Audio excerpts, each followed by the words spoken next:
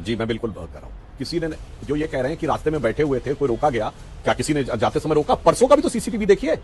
परसों विपक्ष ने पूरी सीढ़ियों को कवर कर रखा था, हम लोग बगल से जा रहे थे कि नहीं जा रहे थे? क्या अजीब बात है। मतलब आप क्या समझ सकते हैं कि आप शहंशाह आलम है कि जैसे कहा जाता बा मुलायजा होशियार, सड़क खाली कर दो, फला फला की सवारी आ रही है, हम किनारे से थोड़ी जाएंगे। हम तो फर्जंदे अंजुमन वली अहद सल्तनत हैं, हमारे लिए बगल से जाने का रास्ता नहीं है, हमारे लिए तो सीधे सीढ़ी खाली करनी पड़ेगी। ये मानसिकता दर्शा रही है। और मैं विनम्रता से एक बात कहना चाहूंगा, आपने तो बाबा साहब को संसद में जाने से रोका था। क्या ये सच नहीं है कि 3 जनवरी 1952 को जो चुनाव हुआ, नेहरू जी उसमें प्रचार करने के उनके खिलाफ? उस दौर में 543 सीटें होती थी, कम्युनिकेशन के साधन कितने कम थे। मैं विनम्रता और चुनौती पूछता हूं, कितनी लोकसभा सीटों में गए थे नेहरू जी प्रचार करने के लिए? फिर बाबा साहब के खिलाफ ही क्यों गए थे? और बाबा साहब 14,000 वोटों से चुनाव हारे थे, दर्शकों के लिए बता रहा हूं, और 74,000 वोट इनवैलिड किए गए।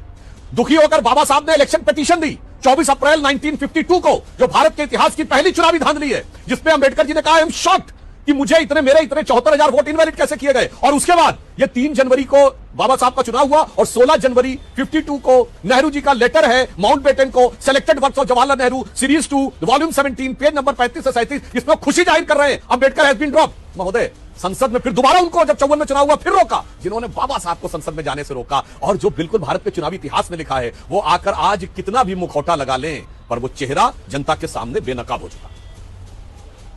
सच का एक अंश तो साफ दिखाई पड़ रहा है। हमारे ही सांसद को चोट लगी है, प्रताप सारंगी जी को चोट लगी, 2 लोग हॉस्पिटलाइज हैं, और प्रताप जी तो वृद्ध हैं और उनको ठीक ठाक चोट लगी, इसमें तो कोई किंतु परंतु की गुंजाइश नहीं है। और दूसरा जो मैंने कहा आते हुए दिखाई पड़ रहा है, दूसरा राहुल गांधी जी अब नेता प्रतिपक्ष हैं, बहुत वरिष्ठ नेता हैं।